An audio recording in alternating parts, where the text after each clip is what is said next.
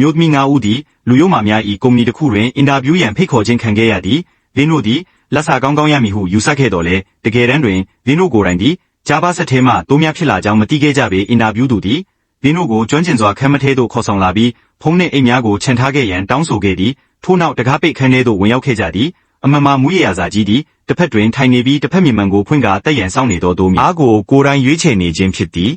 ထို့နောက်ဝန်ထမ်းတို့ဦးသည်2 မီတာရှည်လျားသောဆေးထိုးအပ်ကိုယူလာခဲ့သည်အမျိုးသမီးစီစဉ်တင်ဆက်သူသည်ဆေးထိုးရတော့မီကိုမြင်သောအခါကြောက်လန့်တကြားထွက်ပြေးရန်စ조사ခဲ့သည်သို့တော်ဘေးမှလုံခြုံရေးဆောင်ကချက်ချင်းဖမ်းချုပ်ခဲ့သည်ထို့နောက်ဆေးထိုးအပ်ကိုအမျိုးသမီး၏ခန္ဓာကိုယ်ထဲသို့ဖြင်းချင်းစွာထိုးသွင်းခဲ့သည်ကြန့်ရှိသောအစီအစဉ်တင်ဆက်သူများသည်လင်းတို့ရှိမှအဖြစ်အပျက်ကိုမြင်သောအခါမှလက်စားခံရကြောင်းသိရှိခဲ့ကြသည်သို့တော်လည်းအသုံးမဝင်တော့ဘဲလိမ်လိမ်မာဖြင့်လက်ခံယုံမှတပါအခြားအားရွေးချယ်စရာမရှိတော့ပေသို့တော်လည်းဆေးထိုးခံလိုက်ရသောအမျိုးသမီးစီစဉ်တင်ဆက်သူသည်စက္ကန့်30ပေမခံဘဲတုန်ခါလာခဲ့သည်ဝန်ထမ်းသည်ချက်ချင်းဆေးတစ်မျိုးကိုယူလာပြီးအမျိုးသမီး၏နှာခေါင်းထဲသို့လောင်းထည့်ခဲ့သည်သို့တော်ဗင်းသည်အသုံးမဝင်ယုံသာမကအမျိုးသမီး၏တေဆုံးချိန်ကိုပါလုံးဝအရှိန်မြင့်ပေးခဲ့သည်မကြာမီတွင်အလွန်နောက်ပေါ်သောအသက်တစ်ချောင်းသည်ထိုနေရာတွင်ပင်အဆုံးသတ်သွားခဲ့သည်အနောက်မြောက်ဘက်တွင်ရှိသောမူရရာစာကြီးသည်ဒေါသထွက်ကာအားတင်သွားခဲ့သည်သူသည်သူ၏ရှိမှမှန်ကိုချက်ချင်းပိတ်လိုက်ပြီးလူများကိုခေါ်ကာအတစ်တုတ်ကိုပြန်လဲရွေးချယ်ခိုင်းခဲ့သည်ဤရုပ်ရှင်သည်အလွန်ပေါက်ကွဲအားကောင်းစွာရိုက်ကူးထားပြီးမကြည့်ရသေးသူများမလွတ်တမ်းကြည့်ရှုသင့်ပါသည်အသေးလေးပေးပြီးဖော်လိုလေးနှိပ်ခဲ့ပေးပါ